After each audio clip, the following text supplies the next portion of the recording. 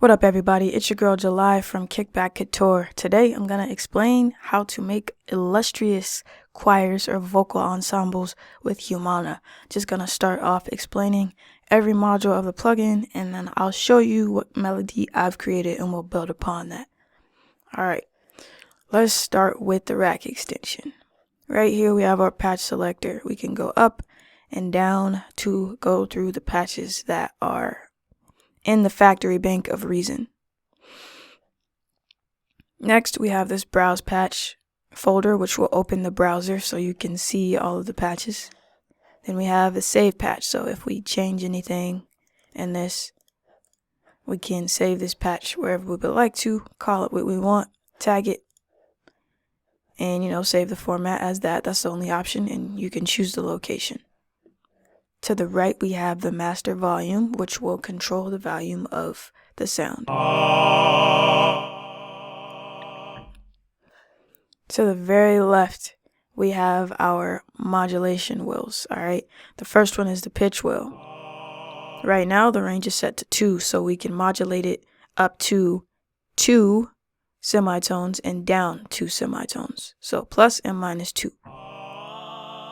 Positive and negative. And we can go all the way up to 12 on this range. 12, which is semitones, is equal to 1 octave. So when we go up 1 octave, it will still be in the same key of your track.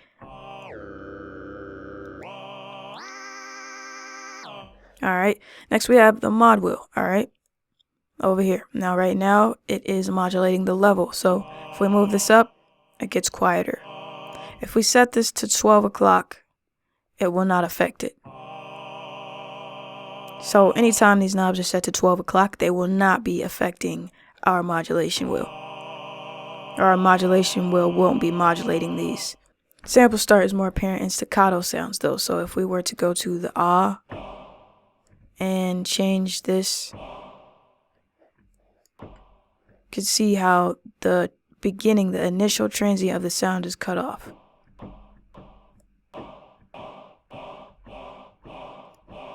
Alright, set that back to 12 o'clock, keeping this mod wheel at 100%. Next is the filter cutoff, frequency cutoff. So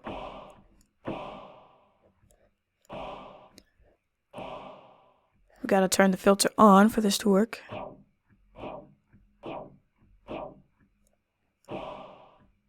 All the way up, the filter isn't going to be on, alright? So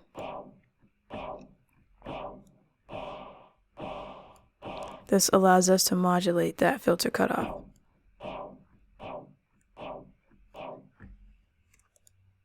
Next we have level, which I already went over. This will allow you to modulate the level.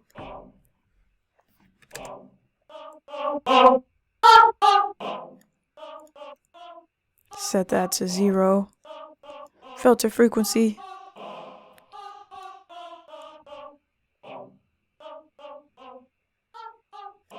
And again, sample start.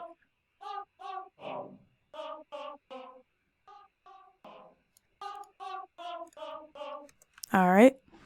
Next, over to the right, we have our sample selector, our instrument selector. This is going to allow us to choose the voice of our ensemble, of our choir. Alright, now the Mars and Venus might sound very similar to you. Mars will be males and Venus will be females. And then the ones down here will say male or female. Mercury is a boys choir. If these sound familiar to you, it's because they are originally from Soundiron Bank. So if you bought the Olympus choir refill from Soundiron, the Mars and Venus sound samples are from that exact bank. Alright? Came in contact form and refill form. And then the voices of Rapture would be what these below would belong to. And the Mercury goes to the Symphonic Boys Choir, I think is what it was called. Now let's stick with the ooh, soft ooh. Staccato is going to be a quick sound, whereas the ones that don't say staccato will be sustained. Let's turn the filter off. So it doesn't say staccato, then it's sustained. You can hold it out. Staccato, quick stab. All right. Down here, we have sample start, which we kind of discussed over here. As I move it to the right, it will get rid of that initial transient. The beginning of the sound is chopped off. Then we have octave. We can go up plus or minus 2 octaves. Alright, next to octave, we have semitone. There are 12 semitones in an octave, alright? So we can go plus or minus 12 here. After that, we have a fine-tune knob. There are 100 cents in a semitone. If you want to know what a semitone is basically looking at a keyboard like this, moving from one note to the next note. So from F to F sharp, that is a semitone. From F sharp to G, that is a semitone. From G to G sharp, semitone. From this note, B, to a C, semitone. One note to the very next note is a semitone, at least in our culture. All right. Resetting these. To the right, we have the filter. We turn it on and we set the cutoff. Let's say we have 4 different filters, right? A low pass filter that's going to allow the low frequencies to pass and cut out the highs. Then we have the high pass that will allow the high frequencies to pass through and cut out the lows. Band pass is going to be a combination of both a high pass and low pass filter. This is going to set the center frequency that you're allowing to come through. Let's turn this envelope down for a second. Yeah, let's turn it down. All right. So with the envelope down, this filter envelope isn't going to be on right now. This is the center frequency of our bandpass. A comb filter is going to be a series of band filters in a sense. So let's go ahead and pull up our spectrum.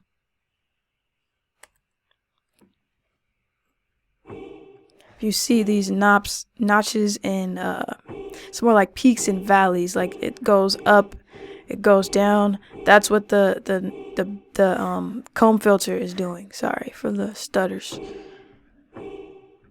All right, and then we have the resonance. The resonance is going to set a boost at wherever the cutoff is. So at 452.2 hertz, we're going to boost that frequency.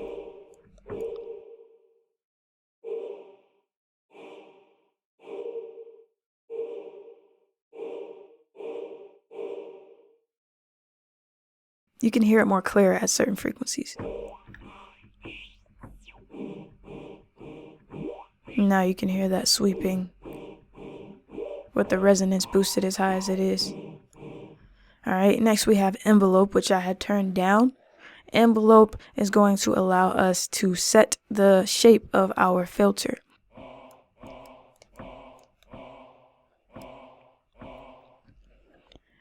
All right, here we have a staccato sound, and I have all of these knobs all the way down to 0.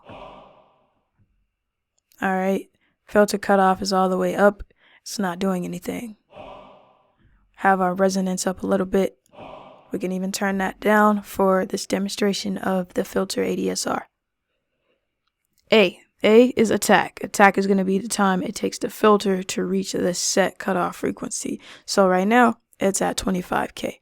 So we need to bring this to a different point so that we can hear this filter working. We have to use the filter in order to use the envelope. So we want that.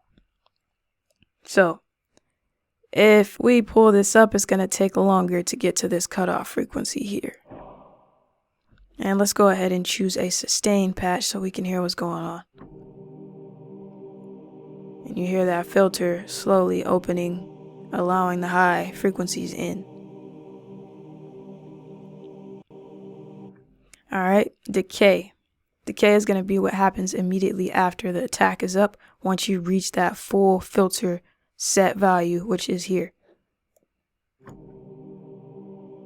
So right after the attack, we have the decay. The decay is going to go directly into the sustain. And once we have our sustain up, we'll be able to understand what's going on there. All right, we're at our highest point. We're at our decay. And then we're at our sustain. Let's play with the decay so you know what's going on. Bring the attack down a little bit so it doesn't take too long. Now you could hear that happening. That's the attack. That was the attack and decay. And we went immediately to the sustain because the decay was all the way down. So we could bring this down.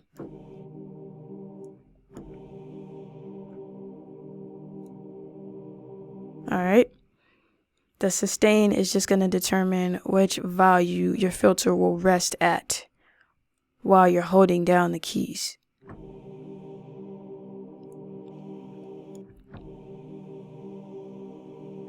So right here the filter's open.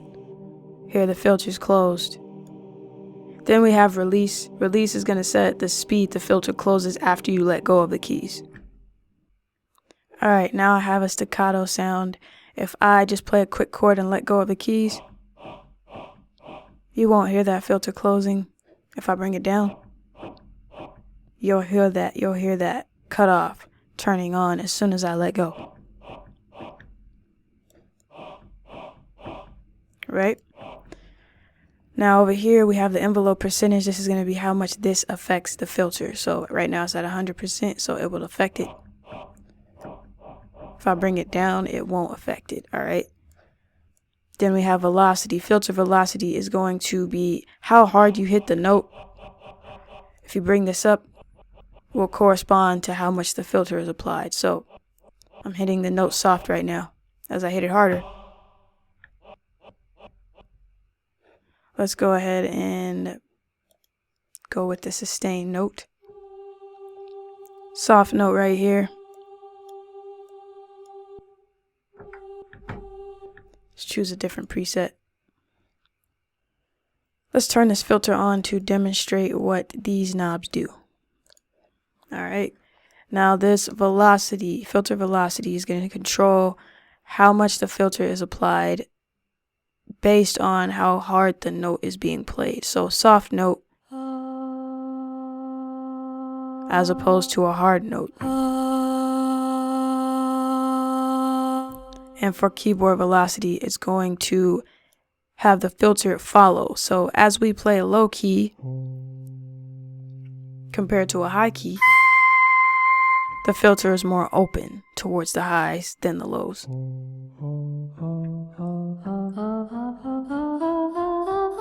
And you can hear that opening up more. All right, moving on to the amp envelope. Let's go to a ooh. Right here we have our amp velocity. This is like a volume, basically. How hard you hit the note, how loud it's going to be. Or if you don't want velocity, it'll be the same volume no matter how hard you play the note on the piano. We'll turn that up because we like things to be velocity sensitive, right? Amp attack. Now this will set how fast the sound gets to the loudest point. So right now, it's immediate, and if I bring it up, it'll take longer and gradually raise in volume. Alright. Decay. That's going to be the point after the attack. It's going to be how long it takes our sound to get to the sustain point right here, the sustain volume. So if we want it louder, our decay was when it got to that loud point. Or we can dip and get quieter before we sustain. And you heard that dip. Sustain is going to be what's going on while we're holding our note down. So how loud is it while we're just holding?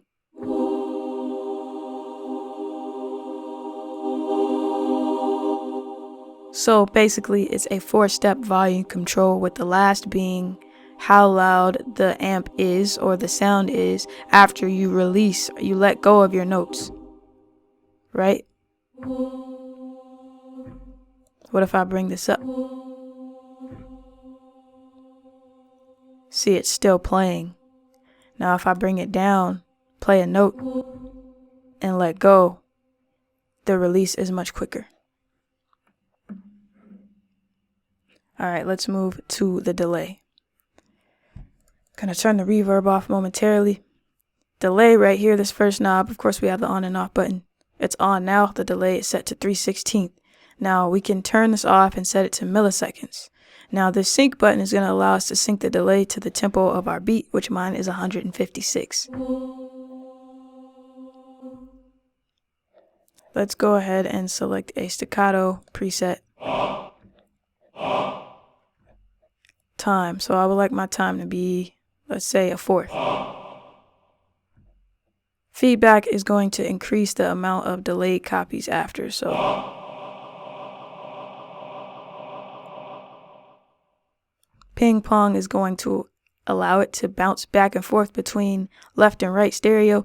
Now if I turn this off, that's what that sounds like. And if I turn it on, you have to be wearing headphones to be able to hear it. Let's go ahead and slow down the delay time so that you can hear it more clearly. Ping pong without ping pong. Right? Then we have damp. The delay damp is going to cut off the high frequencies of the delayed copies, the delayed signal. So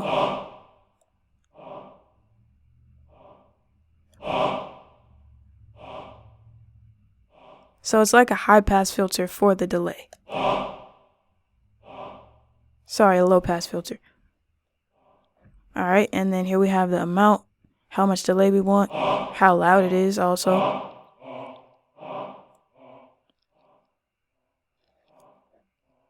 Alright, then over here we have our reverb. We got reverb time, which is how long the reverb tail will last. Let's turn the delay off.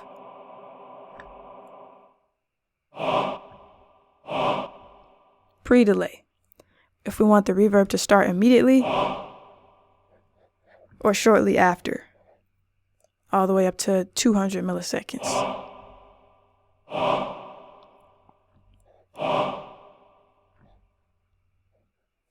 Then we have high damp, so we turn this up.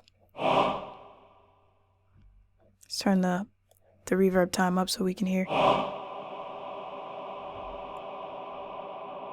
High damp is going to turn down the high frequencies of the reverb. Low damp is going to turn down the low frequencies of the reverb. Alright.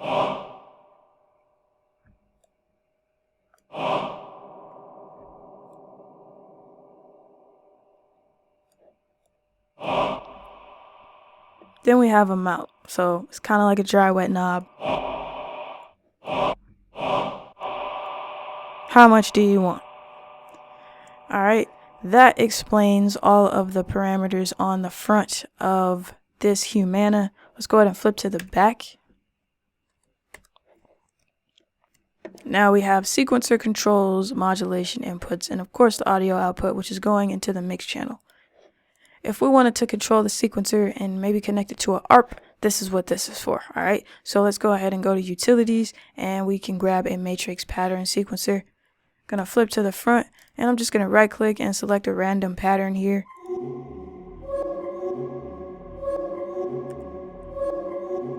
So we can send external signals into it via the gate and CV input here. Gate is gonna be the note and CV is going to be the velocity in this case. Alright, now as for pitch bend, we can modulate this wheel right here and we can modulate this wheel right here. So why not create another matrix to demonstrate that? Let's go grab a matrix and let's send the curve CV, which will be this signal here. I'm going to randomize it again. Send the curve CV there and we'll send the note CV to the mod wheel. But let's listen to what the pitch wheel is doing first.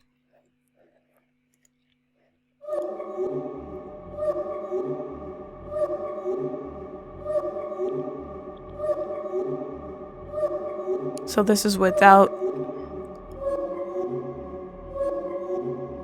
So you can hear what that did. Even change it to note. Whatever you prefer. Mod wheel. Gonna modulate this and whatever's going on here. So if we bring the frequency here, maybe put the sample start there. We can put the note CV in here.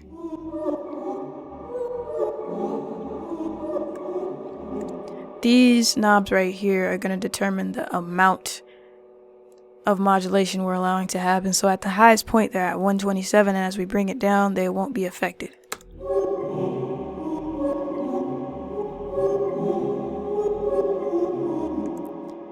Right now, let's hit run here. Now you hear the pitch modulation. Now you hear the mod wheel. We hear a lot of volume automation going on.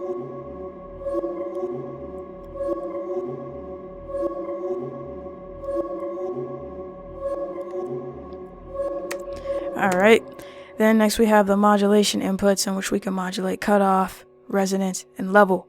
If you would like to know more about CV, I have a video for you. So go check that out. I'll put it up in the cards for you. Now I'm going to get rid of this matrix. And I'm going to select, let's go ahead and grab a preset. We'll go with the space pad. Or some sort of ooh. I'm feeling, let's do the Mercury. It's a boys choir. So let's go ahead and change the sequence. So I would like to put these choirs down an octave.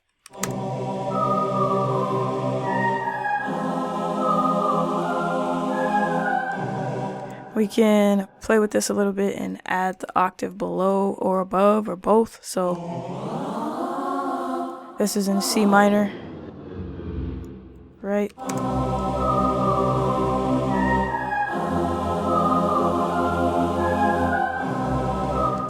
We can bring these up an octave if we want to.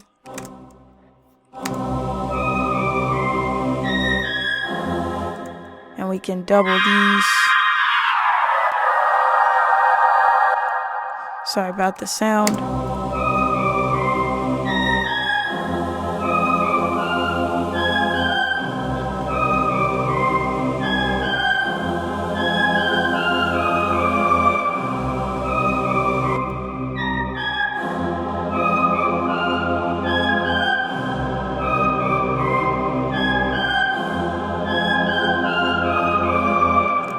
So if you like this video, definitely let me know. Don't forget to subscribe.